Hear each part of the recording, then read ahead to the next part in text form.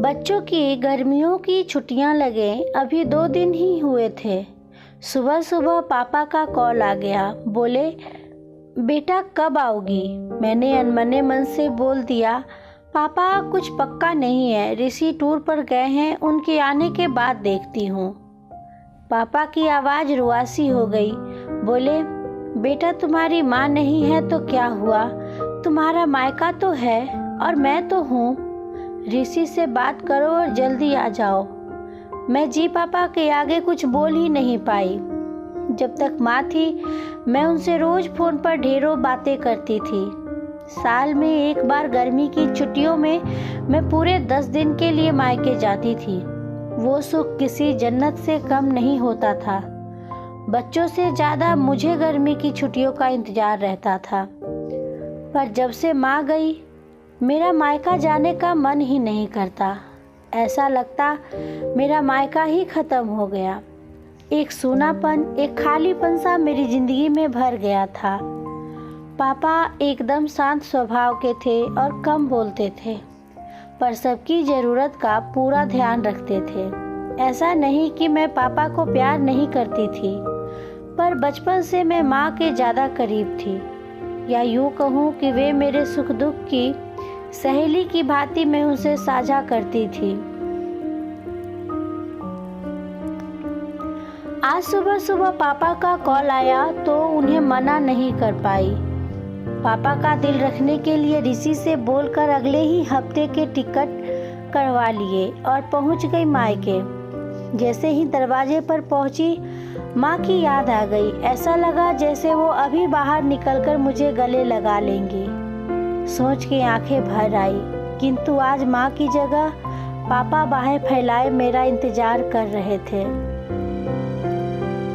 सालों बाद पापा को गले लगा के खूब रोई। पापा ने अपने आंसू पोंछते हुए प्यार से मेरे सिर पर हाथ फेरा तो दिल थोड़ा हल्का हो गया। बहुत दिन बाद पापा को देखा, कमज़ोर लग रहे थे। वैसे तो भाई भाभी और पापा सभी मेरा बहुत ध्यान रखते रहे थे।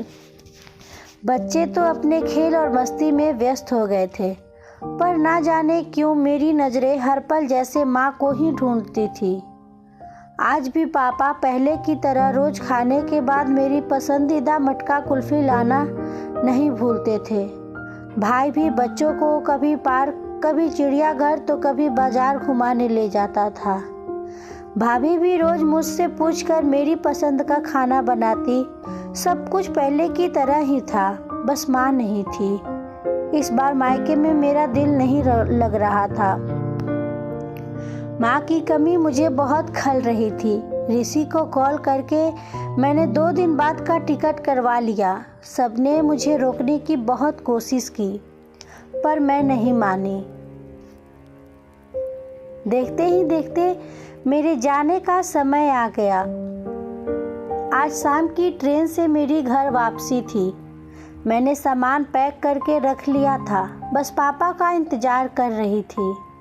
पापा ना जाने सुबह से बिना बताए कहाँ चले गए थे। उनका मोबाइल भी नहीं लग रहा था। मन घबरा रहा था, बिना बताए आखिर गए कहाँ। इधर मेरी ट्रेन का समय भी होता जा रहा था। समझ नहीं आ रहा था कि क्या करूं। तभी पापा का कॉल आया। बोले, गुड़िया तुम लोग स्टेशन पहुंच जाओ, मैं सीधे वहीं पहुंच रहा हूं। हम लोग स्टेशन पहुंच गए। ट्रेन सही समय पर थी। पापा स्टेशन पर हमारा इंतज़ार कर रहे थे। उनके हाथ में एक बॉक्स था। उन्होंने मुझे देते हुए गले लगाया और बोले, इसे ही लेने गया था, इसीलिए देर हो गई, संभाल के रखो। मैंने आश्चर्यचकित होते हुए पूछा, इसमें क्या है? पापा की आंखें भर आई। अपने आंसू पोंछते हुए बोले, तुम्हारी माँ का प्यार। कुछ समझती तभी ट्रेन आ गई। हमें ट्रेन में बैठा के पापा और भाई ने विदा कर दिया।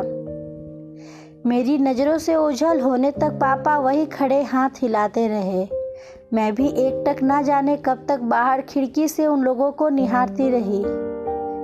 तभी बेटे ने आवाज़ दी और मेरे हाथों में एक चिट्ठी थमाते हुए कहा, मम्मी नाना जी ने ये आपके लिए दिया है। मैंने तुरंत चिट्ठी खोली। मेरी प्यारी गुड़िया रानी, सदा खुश रहो। जब तक तुम्हारी माँ थी, तुम्हारी हर छोटी बड़ी बात का ख्याल वही रखती थी। मैं जानता हूँ कि मैं तुम्हारी माँ की जगह तो नहीं ले सकता, पर उनकी कमी की पूर्ति करने की कोशिश तो कर ही सकता हूँ। आज तुम्हारी माँ होती तो हमेशा की तरह अपने हाथों से तुम्हारे लिए बड़ी पापड़ अचार बना के साथ भेजती। माँ के हाथ का तो नहीं, पर उसके स्वाद जैसा सब सामान एक दुकानदार से बनवाने की कोशिश की है। उम्मीद है तुम्हें पसंद आएगा। और हाँ बेटा, माँ नहीं है तो क्या हुआ, तुम्हारा मायका और हम तो हैं। पहले की ही तरह तुम्हारा इंतज़ार रहेगा। ढेर सारे प्यार और आशीर्वाद के साथ, तुम्हारा पापा। पत्र पढ़ते पढ़ते मेरी आंखों से अश्रुधारा बहने लगी। सहसा मेरे मुंह से निकल आया, आई लव यू पापा। बात छोटी सी थी, पर उसमें अथाह प्यार समर्पित था। मैं ही महसूस कर सकती थी। मायके से घर आए मुझे 1 महीना बीत गया था। अब पापा से रोज एक कॉल करके मम्मी की तरह घंटों बातें करती हूँ।